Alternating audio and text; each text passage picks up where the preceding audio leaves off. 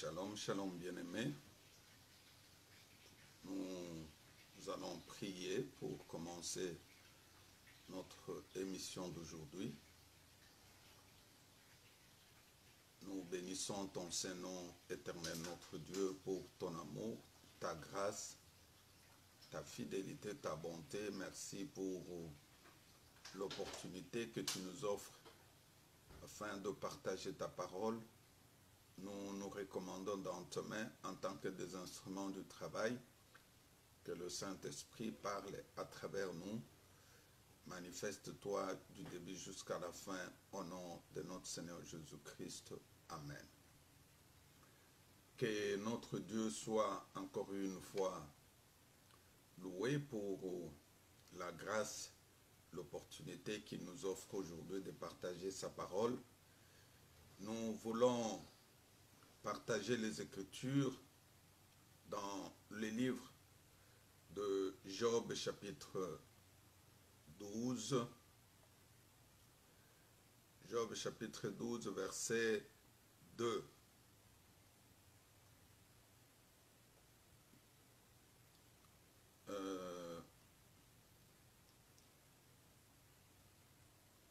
Non, Job, chapitre 42, s'il vous plaît. Je me suis trompé. Job, chapitre 42, au verset 2. Écoute ce que la parole de Dieu dit. Ça, c'est Job qui dit. Il dit, je reconnais que tu peux tout et que rien ne s'oppose à tes pensées. Job reconnaît en Dieu la capacité de résoudre tout problème, toute situation qui se présente devant lui, parce que Job avait traversé de temps difficiles, il avait tout perdu, ses enfants, ce bien, mais comme Dieu est capable de tout, la Bible dit que Dieu s'était manifesté dans la vie de Job. La gloire de la deuxième maison était plus que celle de la première. Et notre thème d'aujourd'hui, nous allons parler d'un Dieu illimité. Le Dieu que je sers, c'est un Dieu illimité. Un Dieu omnipotent.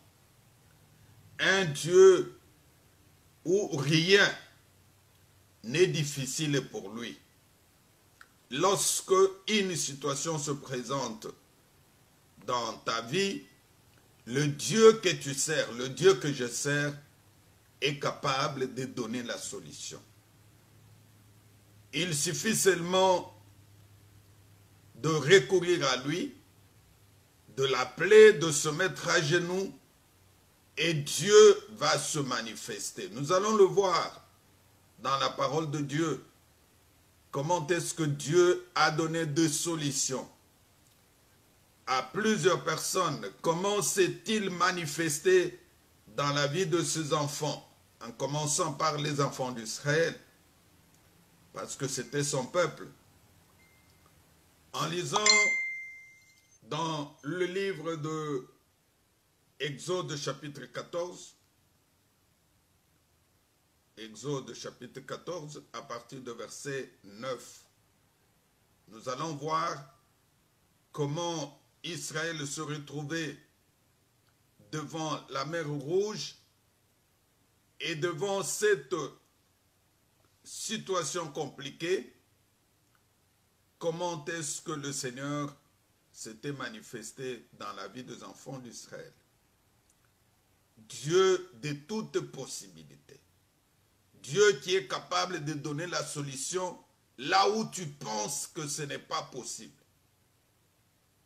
Les Égyptiens les poursuivirent et tous les chevaux, le char de Pharaon, ses cavaliers, son armée, les atteignirent campés près de la mer, vers Piareton, vis-à-vis de Baltson.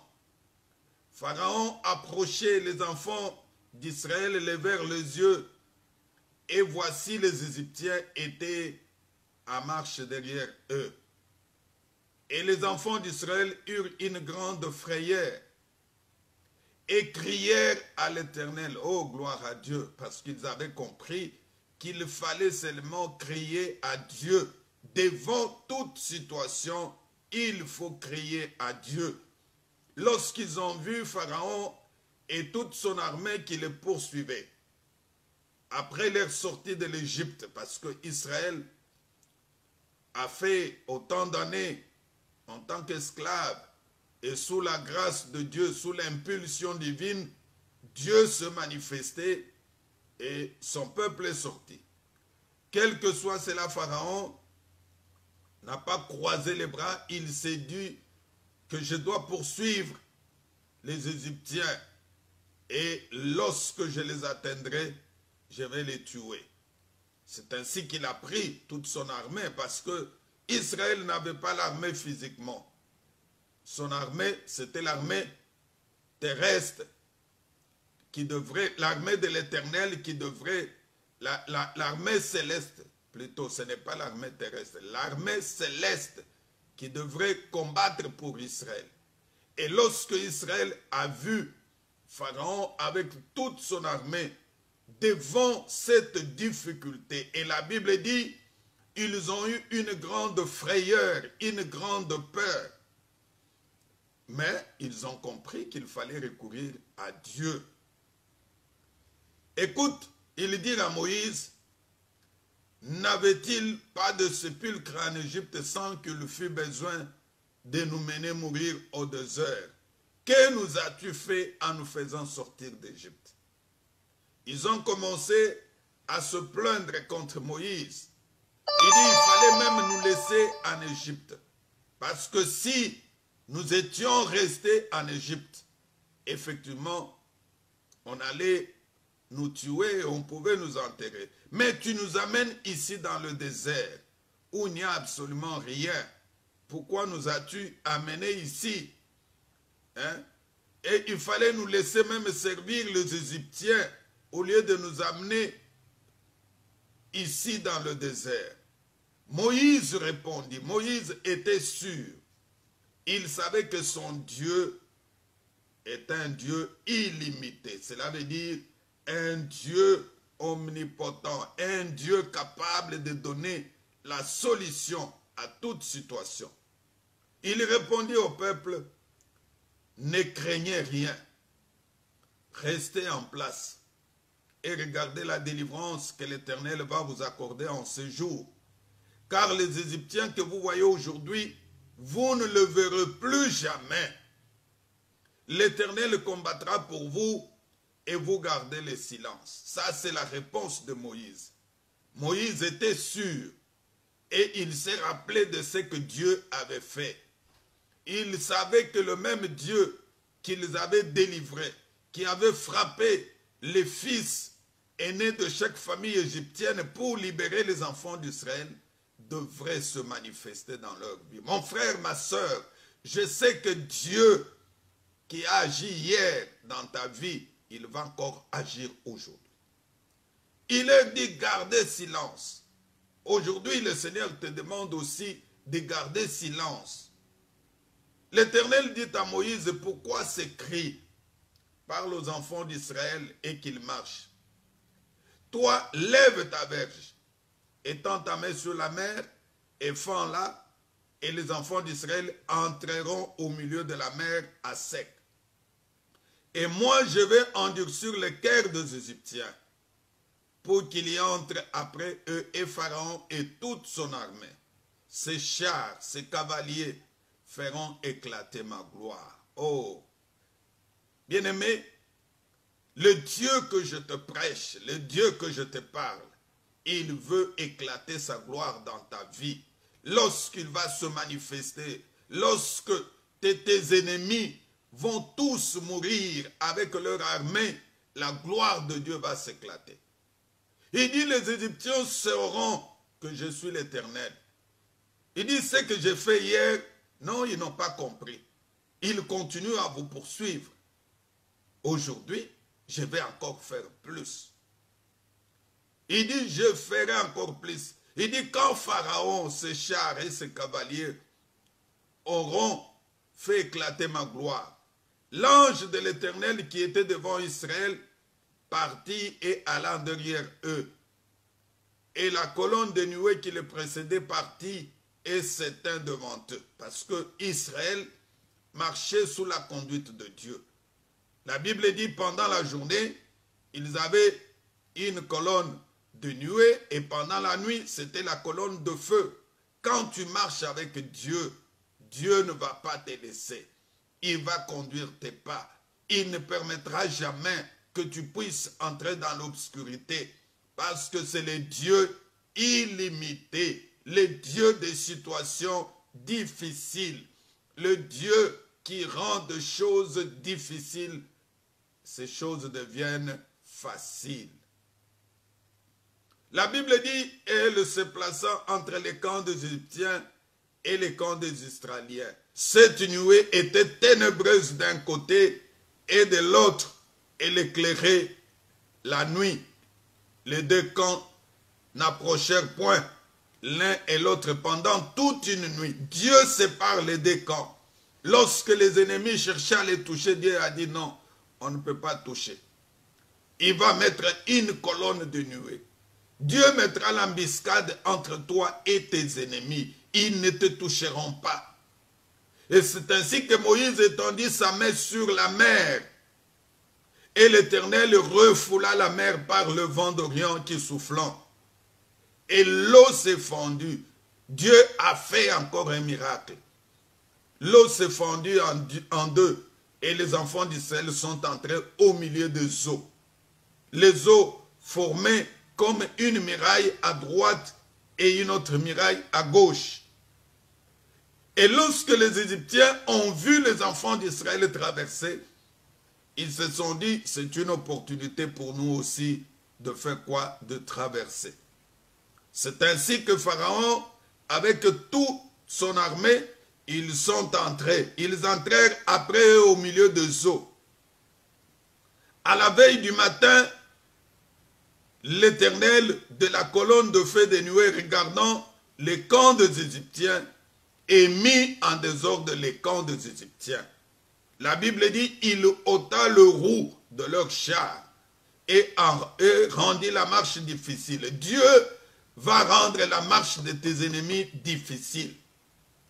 Les pneus de leurs véhicules, de leurs chars seront troués parce qu'ils ne pourront pas t'atteindre. Il dit, fuyons devant Israël car l'Éternel combat pour lui contre les Égyptiens. Et l'Éternel dit à Moïse, étends ta main sur la mer et les eaux reviendront sur les Égyptiens, sur les chars et sur les cavaliers. Moïse étendit sa main sur la mer et vers le matin, la mer reprit son impétuosité. Et les Égyptiens s'enfuirent à son approche, mais l'Éternel précipita les Égyptiens au milieu de la mer. Les eaux les couvrirent, les chars et toute l'armée. Ils étaient entrés dans la mer après les enfants d'Israël et il n'en échappa un seul. Cela veut dire aucun seul n'a pu s'échapper. Tous étaient morts. À cause de qui? À cause de la gloire de Dieu qui devrait s'éclater sur son peuple, sur ses enfants d'Israël. Mon frère, ma soeur, je suis venu t'annoncer aujourd'hui que le Dieu que je te prêche, c'est un Dieu illimité. Il a encore une solution pour toi. Il a encore une solution pour ta famille. Il a encore une solution pour ton peuple. Il a encore une solution pour ta nation. Il a encore une solution pour tes difficultés, même pour ton église. Chez lui, rien n'est impossible. C'est lorsque la pensée humaine s'arrête que le miracle de Dieu commence. Et lorsque Israël a vu les Égyptiens mourir tous, être remportés par la mer Rouge, que Israël a commencé à glorifier Dieu. Mais quelque temps après, toujours le même Israël-là, qui a vu la main de Dieu, lorsque Israël se retrouvait devant la faim, devant la famine, Israël a oublié tout ce que Dieu a fait. Israël a commencé à murmurer contre Dieu. Mon frère, ma soeur, n'oublie pas ce que Dieu a fait pour toi hier. Et à travers ce qu'il a fait hier, il le fera encore aujourd'hui. Exode chapitre 16, à partir de verset 9. Moïse dit à Aaron, dit à toute l'assemblée des enfants d'Israël, approchez-vous devant l'Éternel, car il a entendu vos murmures. Les enfants d'Israël commencent à murmurer contre Moïse. Et tandis qu'Aaron parlait à toute l'assemblée des enfants d'Israël, ils se tournèrent du côté du désert, et voici la gloire de Dieu parut dans la nuée. L'Éternel s'adressa à Moïse et dit, j'ai entendu le murmure des enfants d'Israël, dis-leur, entre les deux soirs, vous mangerez de la viande, et le matin vous vous rassasierez de pain. Vous saurez que je suis l'Éternel, votre Dieu. Le soir, il survint de cailles qui couvrirent les camps.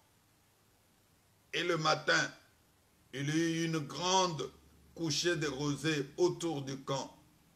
Et quand cette rosée fut dissipée, il y avait à la surface du désert quelque chose de menu comme des grains, quelque chose de menu comme la gêle blanche sur la terre. Les enfants d'Israël regardèrent et se dirent l'un à l'autre, qu'est-ce que cela? Car ils ne savaient pas que c'était ce que Moïse leur dit, c'est le pain que l'Éternel vous donne pour nourriture. Voici ce que l'Éternel a ordonné, que chacun de vous en ramasse ce qu'il faut pour la nourriture. Un homère par tête, suivant le nombre de vos personnes, chacun en prendra pour ceux qui sont dans sa tente. Ici, on nous parle de la manière encore comment Israël a commencé à murmurer contre Moïse et contre Dieu. Et pendant qu'il murmurait, il ne savait pas que Dieu écoutait, que Dieu suivait cela. C'est ainsi que Dieu, ils ont murmuré à cause de quoi? À cause de la nourriture. Parce qu'ils n'avaient pas quoi manger. Mais comme Dieu reste Dieu, il devrait se manifester dans la vie des enfants d'Israël. C'est ainsi que Dieu a dit à Moïse que je donnerai ce soir la viande à manger et le pain, et que j'ai entendu le murmure que vous proférez contre lui et contre moi. Pendant qu'ils étaient en train de murmurer, ils estimaient qu'ils murmuraient contre Moïse. Mais ce n'était pas contre Moïse, c'était contre Dieu. C'est comme aujourd'hui, peut-être tu murmures contre ton mari, contre ta femme, contre ton pasteur, contre ton voisin. Non, ne murmure pas contre quelqu'un. Lorsqu'il y a un problème, une difficulté qui se présente dans ta vie, mets-toi à genoux. Adresse-toi à Dieu. Présente ta difficulté à Dieu. Nous avons un Dieu illimité. Cela veut dire un Dieu qui est capable de donner la solution dans n'importe quelle situation. Ici, Dieu a nourri la nation toute entière d'Israël dans le désert. Et il ne nous a pas nourris un seul jour, il les a nourris pendant 40 jours. Aujourd'hui, peut-être tu murmures à cause de la faim. Tu murmures, tu dis que Dieu t'a abandonné, Dieu n'est pas avec toi. Non. Tu murmures à cause de ta difficulté. Le même Dieu-là est capable d'agir dans ta vie. Il est un Dieu illimité. Et nous le voyons encore plus loin. Lorsque Balak avait appelé Balaam pour aller maudire le peuple de Dieu. Dieu devrait se manifester pour montrer que ce n'est pas un Dieu limité, c'est un Dieu illimité. Balak appelle Balaam. Il lui dit d'aller maudire Israël, oubliant que Israël était le peuple de Dieu. Et Dieu ne pouvait pas permettre ce genre de choses. Aujourd'hui aussi, il y a des gens qui sont en train de comploter contre toi. Il y a des gens qui sont en train de fomenter des réunions. Jour et nuit, ils cherchent ton malheur.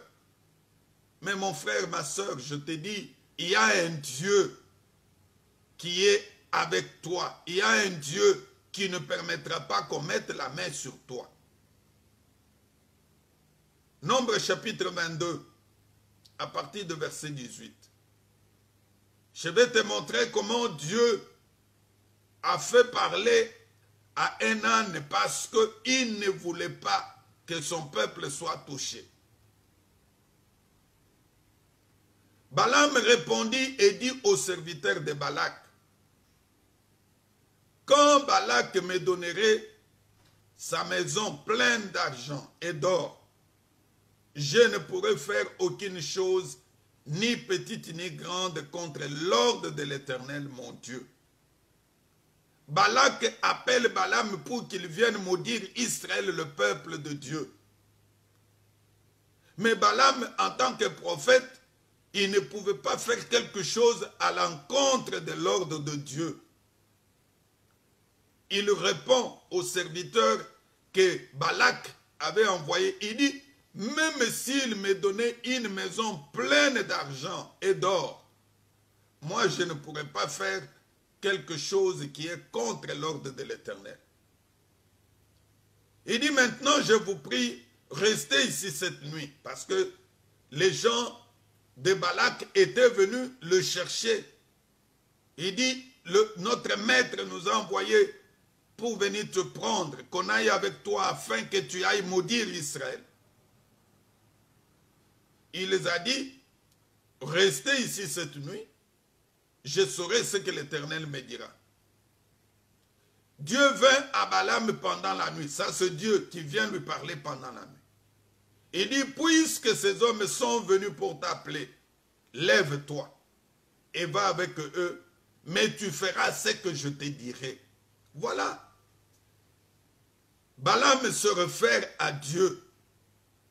Dieu lui dit, vas-y, mais tu feras ce que je te dirai. Balaam se levant le matin, il sella son ânesse et partit avec le chef de Moab. La colère de l'Éternel s'enflamma parce qu'il était parti. Et l'ange de l'Éternel se plaça sur le chemin pour lui résister. Parce que Dieu voyait que s'il va chez Balak, effectivement, il va se soumettre à l'ordre de Balak pour qu'il maudisse. C'est ainsi que l'ange de l'Éternel va se placer sur le chemin dans le seul but de lui barrer la route. La Bible dit que Balaam était monté sur son ânesse et ses deux serviteurs étaient avec lui. L'ânesse de Balaam vint l'ange de l'Éternel qui se tenait sur le chemin, son épée nue dans la main, elle se retourna du chemin et alla dans le champ. Ça, c'est l'âne. Quand l'âne a vu l'ange que Balaam ne voyait pas, et l'ânesse de Balaam a tourné, il est allé dans le champ. Une fois qu'il est allé dans le champ, Balaam frappe l'âne pour le remettre sur le chemin. Il dit, rentre sur le chemin parce que nous devons aller chez Balak. L'ange de l'Éternel se plaça dans un sentier de vigne. Il y avait un mur de côté. L'ânesse vint l'ange de l'Éternel. Elle le serra contre mur et pressa le pied de Balaam contre mur. Balaam le frappa de nouveau. Il est allé même coincer les pieds de Balaam sur le mur, croyant que lorsqu'il fait cela, Balaam peut comprendre. Mais au contraire, c'est Balaam qui le frappe encore. L'ange de l'Éternel passa plus loin et le plaça dans un lieu où il n'y avait point d'espace pour se retourner à droite ou à gauche.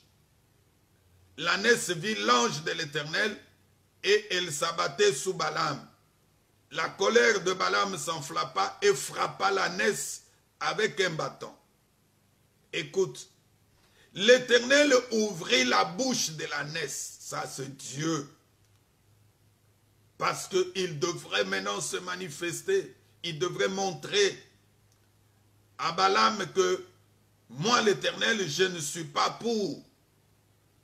L'Éternel ouvrit la bouche de l'ânesse et dit à Balaam, que t'ai-je fait? Ça, c'est l'ânesse qui parle à Balaam. Dieu permettra parfois des situations impossibles. Un animal est en train de te parler. Il dit, que t'ai-je fait pour que tu m'aies frappé déjà 3 fois? Ça, c'est l'ânesse qui dit, tu m'as frappé 3 fois. Balaam répondit à l'ânesse, c'est parce que tu t'es moqué de moi. Si j'avais une épée dans ma main, je te tuerais à l'instant. Il va même plus loin. Il dit, si j'avais l'épée, ça c'est Balaam, je te tuerais. L'ânesse dit à Balaam, ne suis-je pas ton ânesse, que tu as de tout temps monté jusqu'à ce jour? Ai-je l'habitude de te faire ainsi? Et il répondit, non. L'Éternel ouvrit les yeux de Balaam, et Balaam vit l'ange de l'Éternel qui se tenait sur le chemin, son épée nue dans la main, et il s'inclina et se prosterna sur son visage. L'ange de l'Éternel lui dit, pourquoi tu frappais ton ânesse déjà 3 fois? Voici, je suis sorti pour te résister, car c'est un chemin de perdition qui est devant toi. L'ânesse m'a vu et se retournait devant moi. Déjà 3 fois, s'il ne te fût pas retourné de moi, je t'aurais même tué et je lui aurais laissé la vie. Ça, c'est l'ange.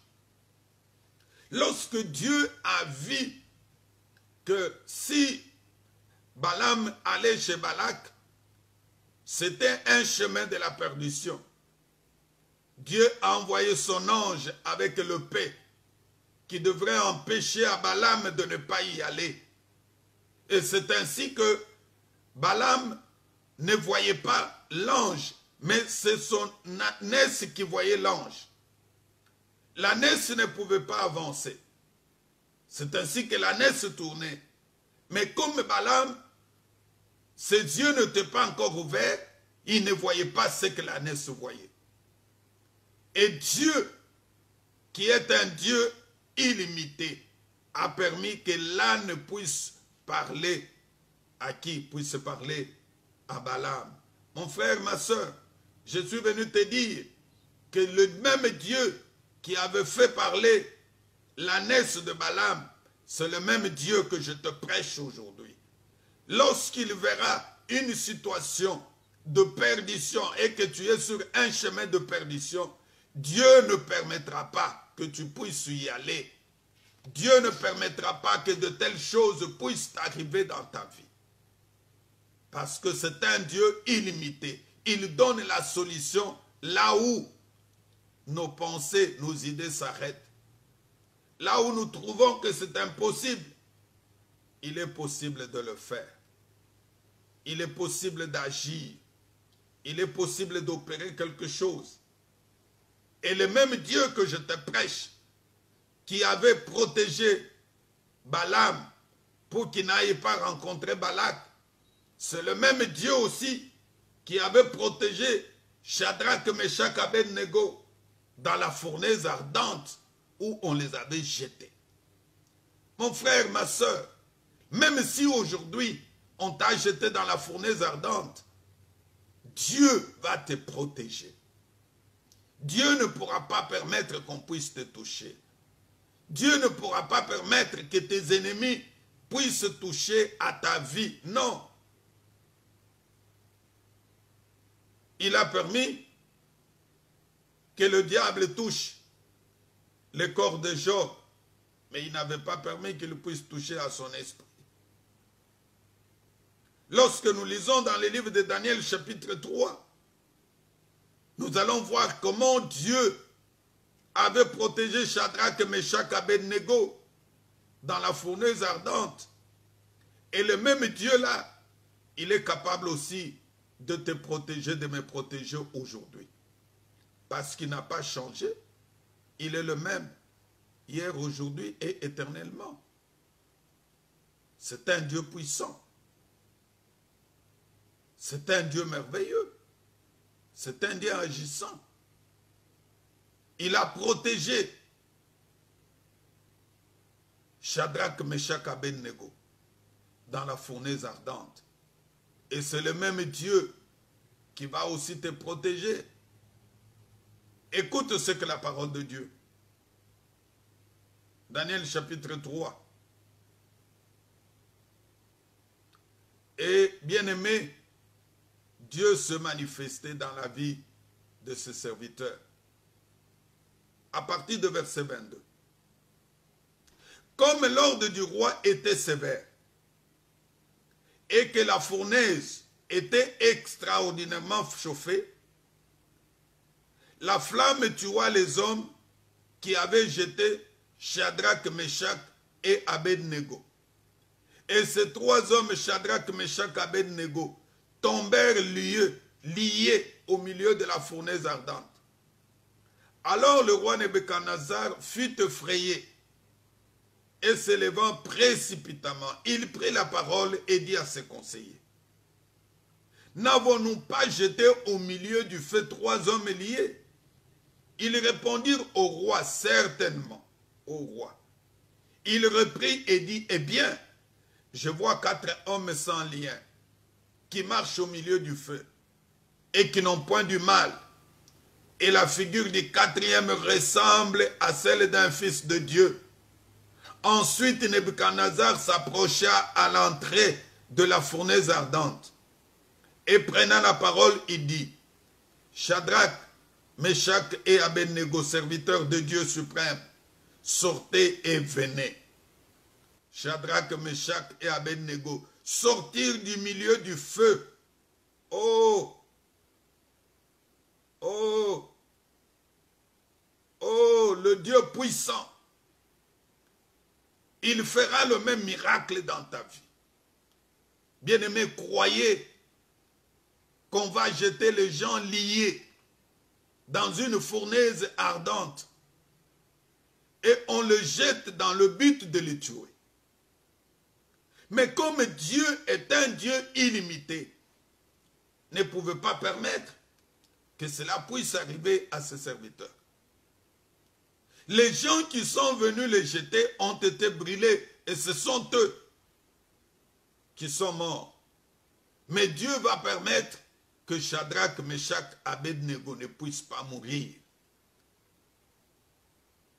Le roi se réveille le matin, mais curieusement, lorsqu'on regarde dans la fournaise ardente, on voit 4 personnes.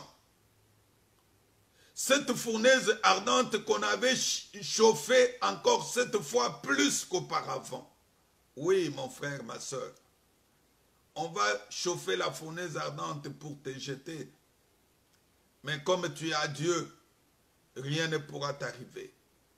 Dieu va te protéger. Dieu va t'épargner. Dieu ne permettra pas qu'on puisse te toucher. Il dit: je ne permettrai pas que mon oint soit touché. Et il a fait dans la vie de ses bien-aimés. Et c'est ainsi que le roi lui-même fit effrayer. Et il s'est levé précipitamment. Et lorsqu'il est venu, il a vu 4 personnes qui n'étaient pas liées, qui marchaient au milieu de feu et qui n'avaient pas du mal. Oui, mon frère, ma soeur, je te dis, avec Christ, tu n'auras pas du mal. Le Seigneur va te protéger. le Seigneur va agir. Le Seigneur va opérer le miracle. Le Seigneur fera encore de grandes choses. Et plus loin, le même Dieu aussi l'a fait dans la vie de Daniel. Lorsque Daniel fut jeté dans la fosse au lion, on a voulu le tuer. Mais le Dieu illimité a opéré le miracle. Il a fermé la gueule des lions qui n'ont pas pu dévorer Daniel. Il fermera aussi la gueule des lions pour que tu ne sois pas touché, pour que tu ne sois pas dévoré. Il agira dans ta vie parce que sa bonté dure jusqu'aujourd'hui. On a cru que Daniel devrait être dévoré par des lions. Mais Dieu se manifestait dans sa vie. Dieu a opéré le miracle dans la vie de Daniel. Et c'est le même Dieu que je te prêche, c'est le même Dieu que je te parle aujourd'hui. Il agira dans ta vie. Il va opérer le miracle dans ta vie. La maladie ne pourra pas résister dans ta vie. La maladie ne pourra pas résister à la puissance de Dieu. Lorsque Jésus était en train de guérir les malades, qui étaient opprimés par le diable, il disait aux aveugles, voyez, et les aveugles voyaient. Il disait aux sourds, entendez, et les sourds commençaient à entendre. Il disait aux muets, les gens qui ne parlaient pas parlaient, et les muets parlaient. Et c'est le même Dieu que je te prêche, que je te parle aujourd'hui.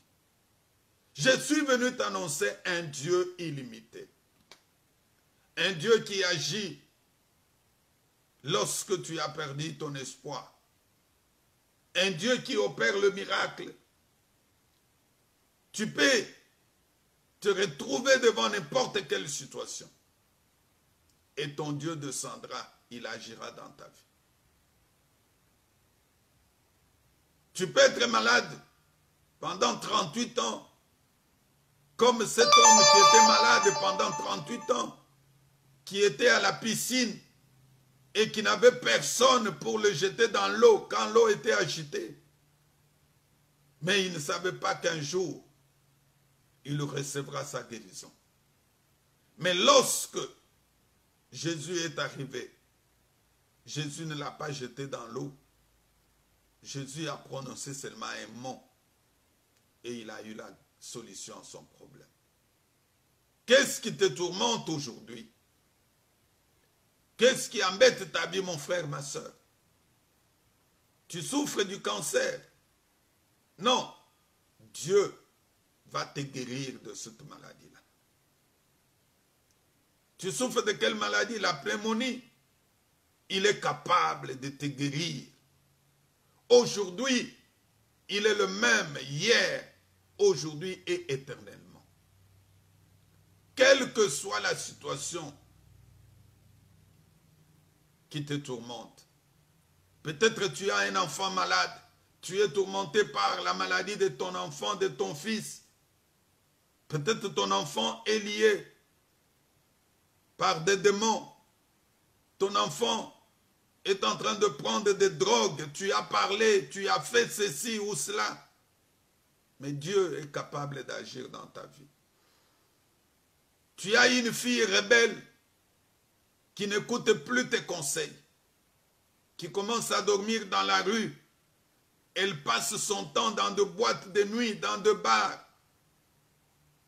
Et ça te tourmente. Je suis venu te parler que nous avons un Dieu illimité qui est capable de sauver tout le monde. Il est venu non pas pour les mauvais, mais il n'est pas venu pour les bons, mais il est venu pour les mauvais. Quelle que soit ta situation, quelle que soit ta position, même si ton mari est un occultiste, mais il y a une solution pour lui. Même s'il est dans la franc-maçonnerie, dans la rose-croix, dans la sorcellerie, Dieu est là.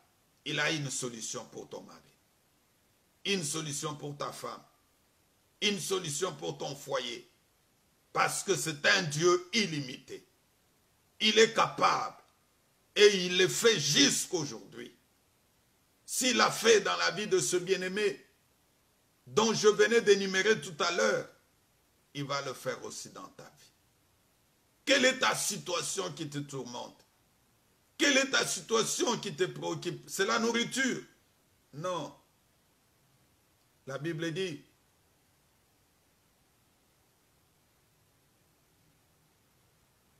il a fait la multiplication de pain et de poissons.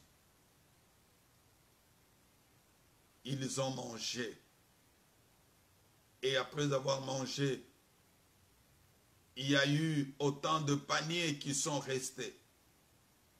Et le même Dieu-là, qui avait multiplié le pain et les poissons, il est capable de le faire aussi dans ta vie. Incline-toi là où tu es, mon frère, ma soeur. Parce que le Dieu que je te prêche aujourd'hui, il est illimité. C'est le Dieu de plusieurs possibilités. Il est omnipotent, omniprésent, il est partout. Nous allons prier avec toi pour que le Seigneur agisse dans ta vie, pour qu'il opère le miracle dans ta vie. Prions ensemble, incline-toi, présente ton problème à Dieu. Présente ce qui te tourmente. Ne sois plus agité. Dis au Seigneur, me voici. Tu es capable d'agir. Tu es capable d'intervenir dans ma vie. Et le Seigneur va se manifester, se glorifier en toi. Prions. Oui, Père éternel, je sais que tu es capable. Je sais que tu n'as pas changé. Je sais que tu es celui qui guérissait, celui qui délivrait, celui qui opérait le miracle. Je t'amène, mon frère, ma soeur, avec ces difficultés aujourd'hui. Je sais que tu es capable de rendre cela possible. Tu es capable de renverser les pensées humaines. Tu es capable de confondre le médecin de ce monde. Même celui dont le médecin a déclaré que sa situation est impossible, qu'il reçoive la guérison immédiatement au nom de Jésus-Christ. Celui qui souffre du cancer, de la pneumonie, du sida, Covid-19, je sais que tu es capable d'opérer le miracle. Que la guérison entre dans la vie de mes frères, de mes soeurs, au nom de Jésus-Christ.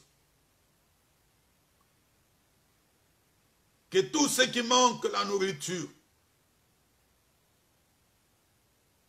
que la main puissante de Dieu opère le miracle. Si tu avais nourri les enfants d'Israël par la manne, si tu avais multiplié le pain du temps des apôtres, tu es le même Dieu qui le fera aujourd'hui. Que tout ce qui manque la nourriture puisse en avoir au nom de Jésus-Christ.